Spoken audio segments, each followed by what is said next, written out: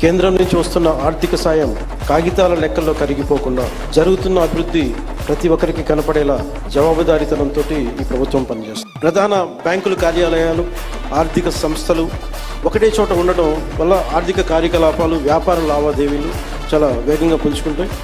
పెట్టుబడిదారుల విశ్వాసం పెరుగుతుంది. ఆ విశ్వాసం అమరావతిని ఆర్థిక కేంద్రంగా నిలబెడుతుంది. దీనికోసం 1300 కోట్ల పైగా పెట్టుబడి, 6500 మందికి జీవనోపాధి ఎంప్లాయ్మెంట్ దొరుకుతుంది. అలాగే మాట కట్టుబడి ముఖ్యంగా అమరావతి రైతాంగం 34,915 ఎకరాల భూములు రాష్ట్ర భవిష్యత్తు కోసం ఇచ్చిన రైతుల నమ్మకమే మన రాజధాని నగరానికి ఈ పునాది. నేడు పునాది వేసింది కేవలం భవనాలకు కాదు, ఆంధ్రప్రదేశ్ భవిష్యత్తుకు పడిన పునాది. అమరావతికి ఆర్థిక కేంద్రం, విద్యా కేంద్రం, ఒక పరిశోధనా కేంద్రం, ఒక మంచి పరిపాలనా కేంద్రంగా ఎదగడానికి నేటి పునాది బలం చేకూరుస్తుంది. అమరావతి రైతాంగం మీరు నిలబడ్డారు, మీకోసం నేను నిలబడతామని తెలియజేసుకుని సెలవు తీసుకున్నాను. జై హింద్.